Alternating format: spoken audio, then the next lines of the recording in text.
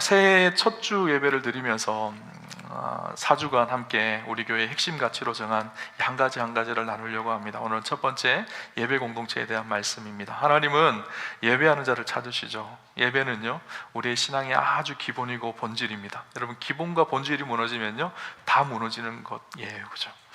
미국 하와이의 뉴호프 크리스천 펠로우십이라는 그 교회가 있는데, 그 교회의 담임 목사님이 웨인 코데이로 목사님인데, 그분의 책에 보면 아주 우리가 인상적인 일화가 나옵니다. 이 웨인 코데이로 목사님이 라켓볼을 배울 때 일이었었어요. 이분이 라켓볼을 좋아하고 라켓볼을 잘 치시는데요, 라켓볼을 배우면서 라켓볼에 푹 빠져서 살았어요. 그런데 어느 정도의 수준의 그 라켓볼 실력까지 올라갔는데 그 다음 단계를 넘어가지를 못하는 거예요. 도대체 무엇이 문제일까 한참 고민을 하고 있었습니다. 그러던 중에 한 게임, 라켓볼 게임의 경기에 참여를 했는데, 거기서 라켓볼을 치고 나서 끝났는데 아주 유명한 코치가 자기에게 찾아오더라는 거예요. 웨인 목사님, 저 좀 잠깐 보실 수 있을까요? 그러면서 그 목사님을 만났어요. 그 코치가 하는 말이 이런 말이었었어요. 웨인 목사님은 아주 라켓볼에 탁월한 재능이 있는 것 같습니다. 그런데 문제가 있는 것 같아요. 목사님, 라켓을 잡는 법을 바꾸지 않으면 더 이상 실력이 늘지 않을 것입니다. 딱 집어주는 거예요. 지금까지 10년 동안 자기는 라켓볼을 굉장히 잘 친다고 생각을 했는데, 잘한다고 생각을 했는데 자기에게 문제가 있다는 것을 발견하죠. 그래서 그 코치에게 레슨을 받습니다. 한 달 동안 레슨 받은 것이 딴 게 아니라요, 라켓 잡는 법을 레슨을 받은 거예요. 너무너무 기초이고 초보적인 일이잖아요. 그죠? 근데 10년 동안 그렇게 잡고 라켓볼을 쳤는데 이거 바꾸는 것이 쉽지 않은 거예요. 매일 연습하고 매일 훈련하고 바로 잡는 법을 훈련했다고 합니다. 그런데 놀라운 일이, 한 달이 지나고 나니까 어느 정도 이제 새롭게 잡는 법이 익숙해지기 시작하더라는 거예요. 그리고 나서부터 자기 라켓볼 실력이 다음 단계로 점핑을 하더라는 거예요. 더 높은 수준으로 올라가게 되어졌다라는 거예요. 여러분, 기본이 바로 되어 있지 않으면요, 그 다음 수준으로 넘어갈 수가 없습니다. 운동도 그렇고요, 신앙생활도 마찬가지입니다. 우리 신앙생활의 아주 기본이 무엇일까요? 예배예요. 예배를 드리는 우리의 자세, 우리의 삶의 태도, 우리의 마음의 기본이 잘 되어 있지 않으면요, 우리의 신앙이 그 다음 단계로 나아갈 수가 없어요. 하나님은 예배하는 자를 찾으신다고 그렇게 말씀하고 있어요. 저는 목사이다 보니까 늘 관심이 무엇인가 하면, 어떻게 하면 교회가 건강하게 세워질 수 있을까? 하나님 보시기에 온전한 공동체로, 성경적인 믿음의 공동체로 교회가 서갈 수 있을까? 이것이 늘 고민이거든요. 그래서 제가 신학교를 막 졸업하고 전임 사역을 처음 시작했을 때 어떤 교회가 부흥하고 건강한 교회인지 고민을 했어요. 그러면서 교회의 프로그램이 잘 많고 잘 돌아가는 교회들이 건강하고 부흥하는 교회라고 생각을 했어요. 그래서 한 교회에 처음 전임 사역을 시작을 했는데, 그 교회의 프로그램이 정말 많았어요. 그래서 세미나도 정말 많이 다니고 많은 프로그램을 많이 했어요. 그런데 그렇게 프로그램을 많이 하면 교회인들이 건강해질 줄 알았어요. 근데 교인들이요, 점점 지쳐가는 거예요. 무엇인가를 계속 해내야 된다는 그 강박관념 속에서 성도들이 점점 지쳐가고 교육자들도 점점 지쳐가요. 나중에는 어느 정도였는가, 목사님이 세미나 간다 그러면 성도들이 다 두려워합니다. 목사님 또 세미나 가서 이상한 또 프로그램을 또 하려고 그러나? 이렇게 생각을 하는 거예요. 제가 고민을 해서 어떻게 하면 교회가 건강해질 수 있을까? 많은 고민을 하다가 이제 몇몇 아주 이렇게 중요한 교회들, 아주 대형 교회는 아니더라도 건강하게 성장하고 있는, 건강하다고 이야기하고 있는 그런 교회들을 탐방을 쭉 다녀봤어요. 중요한 공통점 2가지를 발견했어요. 첫 번째는요, 그 교회들마다 다 예배가 살아있다라는 거예요. 예배 속에 감동이 있고 은혜가 있고 눈물이 있고 기쁨이 있고, 예배를 통해서 예배가 끝나는 성도들의 얼굴이 다 천사들처럼 빛나고 막 그러더라는 거예요. 또 한 가지는 무엇이었는가 하면 공동체였었어요. 사랑이 있고 공동체 소그룹이 아름답게 모일 때마다 진실하게 서로 사랑하고 격려하고 하나 되기를 힘써지켜가는 교회 공동체. 여러분, 교회의 성장과 건강성은요, 프로그램에 있지 않습니다. 교회의 성장과 건강성은요, 예배에 있어요. 우리의 신앙의 가장 기본이 되고 본질이 되어지는 이 예배 속에 우리가 하나님을 얼마나 만나고, 예배 속에 얼마나 하나님의 은혜를 경험하고 정말 하나님 기뻐하시는 예배를 드리고 있는지, 이것을 우리가 확인해 볼 필요가 있어요. 그죠? 2024년 연도를 시작하면서 저는 우리 우암교회가 다시 한번 예배 공동체로서 하나님 기뻐하시는 예배를 우리가 어떻게 드릴 수 있을지 다시 한번 깊이 고민하고 결단하는 은혜의 시간이 되었으면 좋겠습니다. 성경에 하나님께서 예배를 어떻게 드려라, 우리 예수님께서 예배를 어떻게 드려라 라고 직접적으로 말한 성경 구절이 딱 한 군데 있습니다. 오늘 우리가 읽은 본문이에요. 예수님께서 예배를 이렇게 드려라, 이런 형식으로 드려라, 성경은 한 번도 이야기하지 않습니다. 딱 한 군데 하나님, 우리 예수님께서 예배의 매뉴얼을 말씀하시는데 그것이 무엇인가 하면 영과 진리로 예배 드려라, 그렇게 말씀하고 있어요. 성경의 예배의 형식에 대해서 이야기를 하고 있을까요, 없을까요? 예배를 드릴 때는 처음 묵상기도 하고, 그 다음에 사도신경하고, 그 다음에 찬송가를 하고, 그 다음에 성경 봉독을 하고, 말씀을 듣고, 광고하고, 축도로 마쳐라, 이렇게 성경은 이야기할까요, 안 할까요? 안 해요. 성경의 예배 형식에 대해서 이야기하지 않습니다. 물론 구약의 제사의 방법들에 대한 이야기를 하지만 예수님이 직접적으로 너희가 어떤 방식으로 어떤 형식을 가지고 예배를 드려라, 그렇게 말씀하지는 않습니다. 예배의 형식은요, 이 기독교 2000년 역사 속에서 그 문화의 어떠함 따라서 계속적으로 변화해 왔어요. 지금도 변화하고 있고 또 바뀌어지고 있어요. 근데 중요한 것이 있어요. 그 형식 안에서 우리가 무엇을 담아내느냐예요. 많은 사람들이 착각하는 것이 형식을 잘 끝내면 예배를 잘 드렸다고 생각을 합니다. 근데 아니에요. 진짜 예배는요, 그 형식 속에 영과 진리로 드려지는 예배의 본질이 있었는지를 확인하는 거예요. 형식을 한다라는 것은 형식 속에, 그러니까 형식을 해내기 위해서 하는 것이 아니라 그 형식 속에 의미를 담아 넣는 거거든요. 그 의 속에 담겨진 의미가 무엇인지를 잘 보셔야 돼요. 그래서 예배의 형식이 있는 이유는요, 그 속에 진짜 영과 진리로 하나님께 예배드리기 위해서 그 형식을 우리가 만들어가고 갖추어가는 것이죠. 오늘 우리가 어떻게 하면 하나님 앞에 영과 진리로 드려지는 예배를 드릴 수 있을지 함께 좀 나누면 좋겠다라는 생각이 됩니다. 첫 번째는요, 영으로 예배 드린다는 의미가 무엇일까요? 영으로 예배 드린다라는 말은 우리의 영이 성령의 이끄심을 따라 예배를 드린다라는 의미입니다. 예배에는 삼위일체의 중요한 요소가 있거든요. 성부 하나님께 경배를 드리고, 성령 하나님을 통해서 우리의 심령과 영혼이 회복되어지고, 성자 예수님, 진리이신 그분의 말씀을 통해서 우리의 삶이 변화되어지는 삼위일체 예배학적으로 그렇게 중요한 요소가 있습니다. 그 중에 한 요소가 영으로 드려지는 예배입니다. 예배를 통해서 하나님을 만나고 그분의 사랑과 은혜를 경험하고 그 사랑과 은혜의 힘으로 세상을 승리하며 살아가고. 여러분 어떠신가요? 예배 속에 하나님의 은혜를 누리고 경험하시나요? 아니면 예배에 앉아서 힘들게 견디다가 그렇게 예배를 끝내시나요? 제가 예전에 예배를 주제로 한 목회자 세미나에 참석을 했었어요. 한 200명 정도의, 150명에서 200명 정도의 목사님들이 모여서 함께 예배에 대해서 함께 깊이 고민하고 연구하고 토론을 했었어요. 근데 그때 예배 세미나를 할 때 각 예배의 여러 형식을 다 예배를 드려보는 실현을 했어요. 첫 번째는 루터교회의 예전적인 예배, 아주 정형적이고 예전적인 예배를 드립니다. 거기는. 그래서 예배의 형식이 정말 중요한 것이 예전적 예배의 특징이에요. 또 어떤 예배는요, 우리 장로교가 드리는 전통적인 예배, 찬송가를 부르고 그런 예배도 드려보고요.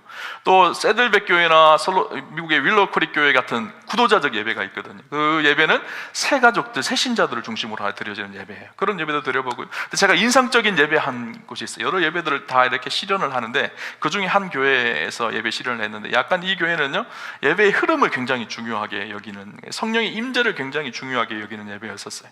그래서 찬양하고, 찬양팀이 와서 찬양을 하고 기도하고, 찬양하고 기도하고, 말씀 듣고 또 찬양하고 기도하고, 이게 예배의 흐름이에요. 플로우, 흐름을 굉장히 중요하게 여기는 예배였는데, 무려 예배를 드리는데, 목사님들 함께 예배를 드리는데 3시간을 예배 드렸어요. 여러분 3시간 하니까 3시간 나도 예배 드릴 수 있는데 이렇게 생각하시는 것 같은데 쉽지 않잖아요, 그죠? 아마 우리 3시간 예배 드린다 그러면 한 시간이 지나면 다 시계보고 이렇게 막 뒤돌아보고 그러실 거예요. 거기서 예배를 드리는데 3시간 동안 예배 드리는데 예배가 하나도 지루하지 않게 흘러가더라고요. 근데 그 교회에 물어봤어요. 몇 시간 예배 드리시냐고 물어보니까 오늘 목사님들이 예배 드리기 때문에 특별히 시간에 제한이 있어서 짧게 예배 드리셨다는 거예요. 보통 3시간에서 5시간 예배 드린다는 거, 주일날. 처음에는 이제 한 1시간 넘어가니까 성도들이 자꾸 시계를 보더라는 거예요. 그래서 주일날 그 교회는요, 시계를 다 뒤집어 놓습니다. 그래서 하나님 앞에 예배 드리는 것에 집중하기 위해서 그렇게 하거든요. 놀라운 일이요, 주로 청년들이 많이 모여서 예배를 드리는데 예배를 통해서 놀라운 회복이 일어나요.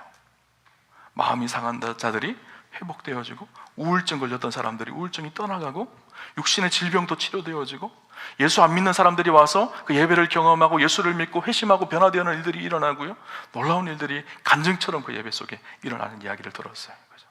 그러면서 우리가 물론 그렇게 예배를 드릴 수는 없겠지만 우리의 예배 속에 정말 영으로 예배 드리는 그 예배의 감격을 우리 안에 회복해야 된다라는 생각을 해봅니다. 여러분, 예배는요 우리의 몸과 마음이 전심으로 하나님께 향하는 시간이에요. 근데 여러분들이 제가 마음이 어떤지는 제가 알 수가 없어요, 그죠? 여러분의 마음이 어떤지, 마음을 전심으로 하나님께 향하고 예배를 드리고 있는지 알 수는 없어요. 하나님은 아시겠죠? 그런데 제가 알 수 있는 방법이 한 가지가 있어요. 무엇인가 하면 우리의 마음은요 우리의 표정과 태도로 그대로 드러납니다. 그래서 우리의 예배는요 마음으로 진심으로 예배를 드리는 것이기도 하지만 몸의 태도로도 예배를 드리는 거예요. 예배를 드리면서 기쁨이 넘치고 은혜가 넘치고 감격이 있는 사람들은요 그 얼굴 속에, 그 얼굴의 모습 속에, 그 예배 속에 만나는 영광과 은혜를 경험하는 것이 누려지고 보여집니다. 또 어떤 사람은 오자마자 뒤에 앉아서 팔짱을 끼고 눈을 감고 이렇게 계셔요. 여러분 중엔 아무도 없는 것 같아요. 그런데 그런 분들은 어떤 마음일까요? 빨리 끝나야 되는데, 집에 좀 빨리 가야 되는데 오늘 목사님 설교가 왜 이렇게 길어? 불만인 거죠, 그죠? 여러분 이렇게 생각해 보시면 봄에 벚꽃이 잔뜩 폈어요. 무심천에 벚꽃이 아름답게 폈습니다. 무심천을 그 벚꽃을 보면 어떤 생각이 들죠? 감탄하잖아요. 와 정말 멋있다, 와우 그러면서 감탄하잖아요, 그죠? 가을에 단풍이 너무너무 아름답게 졌어요. 그 단풍을 보면서 감탄하잖아요, 그죠? 속리산 꼭대기 정상에 올라갔어요. 저 아래를 내다보면 너무너무 멋져요. 와우, 어떤 분들은 손을 들고 막 박수치면서 환호할 거예요, 그죠? 마음속에 있는 감탄이요 행동으로 드러나는 거거든요. 좋아하는 사람을 만났어요, 내가 사랑하는 사람을 만났어요, 그러면요 반가워하면서 기쁨으로 악수하고 얼싸안고 웃습니다. 반가운 사람을 만났는데 인상 쓰는 사람은 없어요, 그죠? 태도 속에 드러나는 거거든요. 전 예배도 마찬가지예요. 진짜 하나님을 만나고 그 은혜를 경험하는 사람은요 예배의 태도가 달라지는 거예요. 서울에 온누리 교회가 있죠. 온누리 교회 하용조 목사님이 이런 간증을 하는 것을 들었어요. 하용조 목사님이 지금 돌아가셨는데 온누리 교회가 처음 경배와 찬양 예배를 드리면서 성도들이 손을 들고 하나님께 찬양하는데 7년이 걸렸다고 합니다. 이 손 들고 찬양하는 게 익숙하지 않은 거예요. 그리고 우리는 예배하면 굉장히 장례식처럼 굉장히 거름하고 굉장히 엄숙해야 된다 생각을 해요. 저도 경상도 사람이라서요 잘 표현하지를 못합니다. 그래서 저도 교회에 와서 저도 아주 전통적인 장로교회에 오랫동안 다녔기 때문에 손을 들고 예배단을 하는 것을 경험해 보지를 못했어요. 그러니까 손을 처음 드는 게요 너무 힘들고 어려웠어요. 안 되더라고요. 그래서 처음에는 요만큼 들었다가 돈 들라 그러면 그 다음에 도마뱀처럼 이렇게 했다가 나중에 어느 정도 예배 속에 하나님의 은혜를 누리고 마음이 열려지기 시작하니까 두 손 높이 들고 그렇게 찬양이 되더라고요. 우리의 태도는요 우리의 마음을 반영하는 거거든요. 저는 우리가 마음으로도 전심으로 하나님 앞에 예배를 드리기도 하지만 우리의 몸으로도 하나님 앞에 예배를 드리셔야 된다 생각을 해요. 그럼 미국에서 제가 한 재미있는 통계를 본 적이 있어요. 미국에서 나온 통계인데요 성장하는 교회들의 특징을 이야기하며 분석해 놓은 통계예요. 그 통계에 보니까 새로운 새 가족이 그 교회에 정착하는 것을, 이 교회를 내가 다시 와야 되겠다라는 것을 결정하는 가장 중요한 판단 첫 번째가 뭔지 아세요? 많은 사람들이 생각해요 목사님의 설교 때문이다, 또 어떤 분들은 성가대의 찬양 때문이다.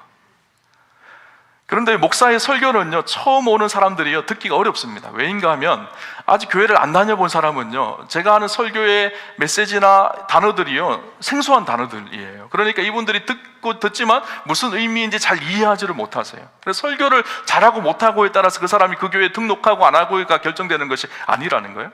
죄송하지만 성가대에게는 죄송하지만 성가대의 찬양도 아니래요. 그럼 무엇일까요? 함께 예배드리고 있는 옆 사람의 표정을 본다는 거예요. 표정 속에 이분이 정말 감격하며 기뻐하며 감사와 감격이 넘치는 그 모습을 보면서요 와, 이 교회는 진짜 뭐가 있구나, 와, 이 교회는 뭔가 다르구나. 이 교회 예배를 드리는데 옆에 사람이 팔짱 끼고 잠을 자고 있으면 여기 별 볼 일 없는 교회구나 생각하고 안 온다라는 거예요. 그래서 여러분 교회의 부흥은요 저한테 달려있는 게 아니에요. 여러분들에게 달려져 있어요. 아멘 다 하셨죠? 우리가 하나님 앞에 어떻게 예배드리느냐, 우리의 태도가 사실 너무너무 중요합니다. 하나님은요 영과 진리로 예배드리는 자를 찾으신다는 거예요. 우리의 마음을 다하여서 전심으로 하나님께 예배하는 사람. 여러분, 영으로 예배하기 위해서 우리가 좀 준비해야 될 것들이 몇 가지 있어요. 예배는요, 사실 주일 아침에 시작되어지는 것이 아니라 우리의 준비부터 예배가 시작되어집니다. 그래서 첫 번째 해야 될 것이 무엇인가 하면요, 예배당에 절대 늦지 않으셨으면 좋겠어요. 최소한 15분 전에는 오셔서요, 예배를 준비하셔야 돼요. 그날 주신 본문의 말씀이 무엇인지를 찾고, 또 찬송가는 무슨 찬양을 하고 어떤 찬양을 하는지도 알고, 그렇게 예배를 기도하시며 준비하셔야 돼요. 교회 오면요, 너무 오랜만에 만났다고 막 이렇게 이야기하는 것보다 먼저 하나님을 찾고 바라셔야 돼요. 오늘 우리 홍성환 지휘자님 지휘를 잘 해주셨는데, 얼마 전에 보은군에 하는 합창단, 그 합창에 제가 가봤어요. 참 은혜롭게 기쁘게 잘 참석을 했는데, 거기에 게스트가 왔어요. 에녹이라는 트로트 가수가 게스트로 왔더라고요. 그래서 막 아줌마들이 막 환호를 에녹 그러면서 막 환호를 막 하더라고요. 저는 아줌마 부대를 처음 봤어요. 뭐 10대들은 많이 봤는데 아줌마 부대들이 트로트 가수를 향해서 막 환호하는 걸 처음 봤어요. 근데 그 사회자가 막 물으면서 그 에녹을 따라온 팬들한테 물었어요. 오늘 몇 시에 오셨습니까? 그날 7시에 시작을 했거든요. 그런데 오전 11시 반에 왔다는 거예요. 에녹 보려고. 제가 감격했어요. 와, 에녹을 보려고 11시 반에 오는데, 우리는 예배 드리는데, 하나님을 만나는데 맨날 20분 30분 늦게 오는데, 좀 우리가 배워야 되겠다라는 생각이 들었어요. 여러분, 우리가요, 하나님 앞에 예배 드리는 일, 에녹을 만나는 것보다 훨씬 더 중요한 일, 만왕의 왕이신 그분을 예배하는 일, 이 예배를 드리는 일에 우리가 마음을 다하셨으면 좋겠어요. 우리 예배가 부끄러운 예배가 되지 않았으면 좋겠다라는 생각을 해봅니다. 두 번째는요, 예배 드릴 때 핸드폰을 꼭 끄고 예배 드리시기를 부탁드립니다. 최운규 씨가 쓴 하늘에 계신 하지 말아라 라는 책에 나오는 이야기입니다. 당신이 예배 시간에 핸드폰을 꺼두지 못하는 이유는 무엇인가? 바로 당신의 이익 때문이다. 혹시라도 걸려올 거래처의 주문 때문에, 아니면 예배 시간보다 더 좋은 기회를 놓칠까봐 하는 두려움 때문이다. 진동소리 한 번에 성령은 달아나고 예배는 귀에 들어오지 않고 수많은 잡생각이 머릿속에 가득 찬다. 무슨 급한 일이 있기에 주일날 전화했을까? 설교는 언제 끝나나? 오늘따라 예배가 왜 이렇게 기냐? 이렇게 생각을 한다는 거예요. 핸드폰을 울릴 때. 여러분, 좀 결단하셨으면 좋겠어요. 세상의 소리가 차단되기 시작하면요, 하나님의 소리가 들려지기 시작합니다. 우리는 핸드폰을 열어놓고 예배 시간에 들어와서도 세상과 연결되어지는 고리를 끊지 않으려고 해요. 좀 축복하는 것은, 저는 우리 우암교회 성도님들 예배 드릴 때 핸드폰을 좀 세상과 일부러 의도적으로 좀 끄시는 축복이 있었으면 좋겠어요. 예배 시간에 좀 핸드폰이 안 울렸으면 좋겠어요. 예배 시간은 세상의 소리를 좀 닫고 하나님께 집중하는 시간, 하나님의 음성을 듣는 시간으로 바꾸셨으면 좋겠어요. 간혹 그런 분들을 볼 때가 있어요. 이렇게 간증하는 분들을 볼 때가 있어요. 목사님, 제가 사실은 이번 주에 예배 드릴 수 없었던 상황인데, 회사에 너무 바쁜 일들이 있고 너무 복잡한 일들이 있어서 예배 드리기가 힘들었는데, 그래도 내가 예배 드리는 일이 우선이라고 생각해서 이것을 제쳐놓고 예배 드리러 왔습니다, 목사님. 그럼 놀라운 은혜가 무엇인가 하면요, 목사님, 그렇게 예배를 드리고 돌아갔는데 하나님께서 복잡한 문제들을 풀어놓으셨더라고요. 하나님께서 해결해 놓으셨더라고요. 이렇게 간증하는 분들을 간혹 만납니다. 왜 그런 분들에게 그런 기적이 나타날까요? 세상의 소리를 끊는 용기와 결단이 있었기 때문이에요. 왜 내 인생 속에는 그런 기적이 일어나지 않을까요? 아니, 세상의 것을 끊어버리지 못하거든요. 세상의 것을 꼭 붙들고 있거든요. 그 용기와 결단이 없으니까 내 인생에는 아무런 일도 일어나지 않는 거예요. 여러분, 예배 드릴 때 하나님께 집중하기 위해서 때때로는 끊을 것은 끊는 그런 은혜가 있었으면 좋겠습니다. 세 번째는 무엇인가 하면요, 늘 처음 것을, 가장 좋은 것을 하나님께 드리도록 준비하셨으면 좋겠어요. 예배 시간 하나님께 헌금을 드립니다. 헌금을 드릴 때 가장 깨끗한 돈으로 정성스럽게 헌금을 하나님께 드리셨으면 좋겠어요. 예배는 하나님의 임재와 은혜를 경험하는 시간이기도 하지만, 더 중요한 것은 우리의 것을 기꺼이 내어드리는 시간이거든요. 우리의 가장 좋은 시간, 주일 오전, 이 시간 하나님께 내어드리는 시간이고, 우리가 가지고 있는 물질을 하나님께 올려드리는 시간이에요. 여러분, 하나님께 물질을 드릴 때, 하나님 앞에 헌금을 할 때 마음을 다하셨으면 좋겠어요. 저는 많이 하라는 얘기가 아니에요. 여러분이 할 수 있는 최선의 고백을 담아서 정성스럽게 하나님 앞에 예물 드리셨으면 좋겠어요. 제가 우암교회에 와서 헌금 설교를 한 번도 안 했어요. 저는 헌금 설교를 강요하면서 하는 것을 별로 좋아하지 않습니다. 그것이 옳다라고 생각을 해요. 그런데 하나님 앞에 때때로는 그런 생각이 들어요. 마땅히 성도들에게 헌금을 가르쳐야 되는데, 하나님 앞에 기쁨으로 드릴 수 있는 그 마음을 가르쳐야 되는데, 가르치지 않는 것 때문에 하나님께서 내가 하나님 앞에 책망받을 수도 있겠다라는 생각이 불쑥불쑥 들 때가 있습니다. 저희 교회는 헌금 바구니를 돌리지 않습니다. 제가 이전에 사역했던 교회도 헌금 바구니를 돌리지 않았어요. 성도들이 자발적으로 참여하여서 기쁨으로 하나님께 드리는 것이 온전한 예물이라고 생각을 했기 때문이에요. 근데 문제는 그렇게 온전한 예물을 드리시는 분도 계시지만, 오늘 대충 헌금 가도 누가 보는 사람도 없고, 그냥 주머니 뒤져보니까 1,000원짜리 한 장 있네, 툭 던져놓고 그렇게 헌금 드리는 분이 없지 않다는 거예요. 하나님 가난해서 우리 것 받으시는 게 아니세요. 그분은 부유하시고 풍요로우신 분이세요. 우리의 마음과 정성을 하나님은 기뻐 받기를 원하시기 때문이에요. 그죠? 우리가 11조의 고백을 올려드립니다. 11조의 고백이 뭔지 아세요? 이 물질의 주인이 하나님의 것이라는 거예요. 우리가 예수 믿는다는 것은요, 우리의 주재권이 바뀌었다라는 것은 내가 내 인생의 주인이 아니라 하나님이 내 인생의 주인이라는 고백이거든요.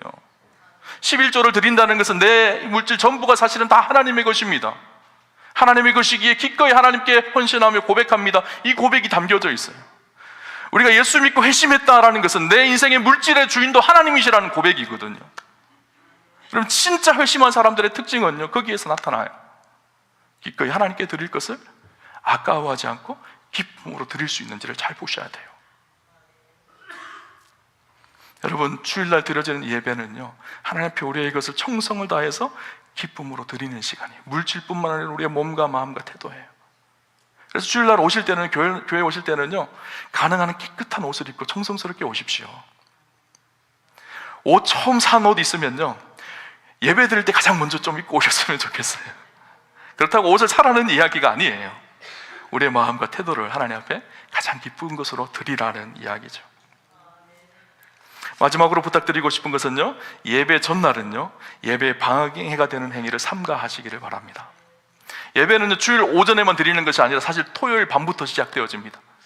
토요일 밤늦게까지 텔레비전 보고, 밤늦게까지 드라마 보고, 밤늦게까지 영화 보면요, 그 다음날 아침에 교회 와서 예배 드린다 하면 아무리 예수님이 오셔서 설교를 한다고 하더라도 다 좋으실 거예요. 그죠?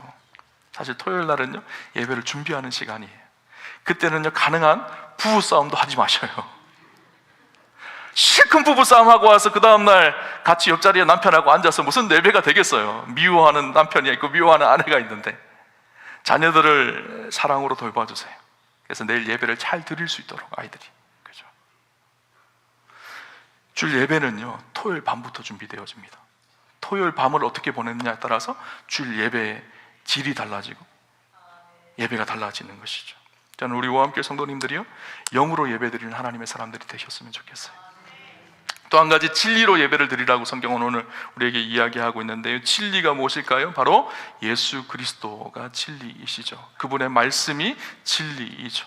말씀이 육신이 되어서 오신 분이 예수 그리스도. 그래서 이 예배는요, 진리로 드려지는 예배는요, 우리에게 말씀하시는 예수 그리스도, 우리에게 들려주시는 복음과 하나님의 말씀에 그 진리에 반응하는 예배가 바로 진리로 드려지는 예배입니다. 여러분, 많은 사람들이 예배 속에 뜨겁게 찬양하고 뜨겁게 기도하며 손을 들고 눈물을 흘리면서 그렇게 찬양하지만 돌아갈 때는 딴 사람처럼 그렇게 냉랭하게 돌아갈 때가 많아요. 차이가 뭔가 하면요, 진리로 예배 드리지 않아요. 영으로는 예배 드린 것 같은데 진리가 마음속에 새겨지지 않은 것이죠. 하나님의 말씀이 내 마음속에 깊이 새겨지지 않은 것이죠. 간혹 청년들이 청소년 집회에 참석하면요, 막 뜨겁게 눈물 흘리면서 그렇게 예배를 드리고 돌아옵니다. 그러나 삶이 바뀌지 않아요. 왜 그랬을까요? 진리가 마음에 새겨지지 않았기 때문이에요. 오늘 우리 오함교회 예배가는 저는 진리의 예배가 되었으면 좋겠습니다. 하나님의 말씀이 선포되어지고 예수 그리스도의 복음이 선포되어지고 십자가의 은혜가 선포되어질 때 그 십자가의 은혜, 진리의 말씀이 우리의 마음에 새겨져서 그 진리의 말씀으로 세상을 살아내는 진짜 예배자가 되어지는 것, 그것이 진짜 예배거든요. 그래서 이 진리의 예배를 드렸다라는 것은 언제 증명되는가 하면요, 예배당 문 밖으로 나가면요, 증명되어져요. 진짜 진리로 예배를 드렸는지 예배당 문 밖을 나가면 증명이 되어집니다. 예전에 한 목사님이 이런 간증을 하시는 것이 기억이 납니다. 이분이요, 한 대형교회 목사님이신데 오전에 예배를 인도하고 나서 오후에 한 지방에 집회가 있어서 오전 예배를 끝나자마자 성도들하고 인사도 하지 못하고 빨리 차를 타고 지방으로 내려가기 위해서 교회를 나왔어요. 큰 도로에 탁 나왔는데 차가 꽉 막혀 있는 거예요. 아니 이 시간에 막힐 이유가 없는데 생각을 해서 보니까 저 앞에 접촉사고가 일어났는지 차주 2명이 내려서 막 티격태격 싸우고 있더라는 거예요. 이 목사님이 지금 마음이 급한데 차가 막혀 있으니까 답답해서 내려서 그분들에게 찾아갔어요. 좀 차 좀 빼달라고 이야기하려고. 딱 걸어갔는데 그 두 분들이 막 싸우고 있다가 저쪽에 목사님이 걸어오니까 목사님께 두 분 다 동시에 인사를 하더라는 거예요. 큰 교회니까 자기 교회 교인들이 서로 몰랐던 거예요. 뭐 네가 잘했느니 내가 잘했느니 막 싸우고 있더라는 거예요. 목사님이 오니까 그때서야 자기 교인인 줄 알고 목사님이 오셨으니까 막 급해서 차를 빼고 그냥 가버렸다라고 그러더라고요. 근데 목사님이요, 그 집회를 내려가는데, 지방으로 내려가는데 도로에서 마음이 너무 아프셨대요. 그날 설교가요, 예수 그리스도의 사랑과 화해였거든요.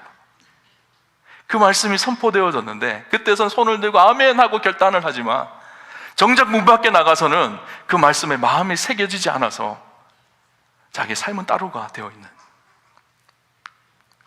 여러분, 우리의 예배는요 진리의 예배여야 합니다. 말씀이 들려지면 그 말씀을 붙들고 세상 속에 살아내시는 능력이 있어야 돼요. 그때 우리의 예배가 온전한 예배가 되어집니다. 참 감사한 거는 저희 교회에 이렇게 주일날 이렇게 설교를 기록하는 분들이 많아지신 것 같아요. 노트도 쓰고 이렇게 하시더라고요. 너무너무 좋은 일이라는 생각이 듭니다. 그런데 제가 한 가지 더 부탁하고 싶은 것은 노트 열심히 써서 집에 가셔서 그 말씀을 마음에 새기셨으면 좋겠어요. 그래서 그것을 삶으로 사셨으면 좋겠어요. 또 한 가지, 우리가 목장 모임을 이제 새롭게 시작하면서 올해는요 주일날 선포된 말씀, 그 전주의 말씀으로 목장 모임을 하려고 해요. 그래서 그거 가지고 함께 읽고 나누고 한 주 동안 그 말씀대로 살았는지를 확인하고 점검하고 이렇게 하려고 합니다. 그럼 목장 모임 할 때 그 말씀을 묵상하고 다시 한번 점검하고 나누십시오. 그리고 저희 전도사님이요 열심히 날마다 매주마다 하는 일 한 가지가 있는데 무엇인가 하면요 3분 메시지 영상을 만들어요. 아는 분들은 알고 계시고 모르는 분들은 모르고 계실지 모르겠어요. 주일날 설교한 이 내용 가지고 3분 안에 정리해서 영상으로 만듭니다. 그래서 교회 홈페이지에 들어오시거나 아니면 교회 유튜브에 들어오시면 지금까지 1년 동안 3분 메시지가 다 있어요. 그래서 그 3분 메시지를 만드는 이유는 간단합니다. 진리로 예배하시라고. 세상 속에 주셨던 말씀을 붙들고 한 주 동안 살아가면서 내가 그 말씀대로 살았는지를 확인하고 점검하시라는 거예요. 저는 우리 우암교회 성도님들의 예배가요 진리의 예배가 되었으면 좋겠습니다. 마지막 때 하나님께서 예배자를 찾으십니다. 그 예배자들, 하나님이 찾으시는 그 눈에 저와 여러분의 인생이 발견되어지는 축복이 있으셨으면 좋겠어요. 우리 우암교회가 그렇게 하나님 앞에 발견되어지는, 찾아지는 그런 복된 교회가 되기를 주님 이름으로 축원합니다.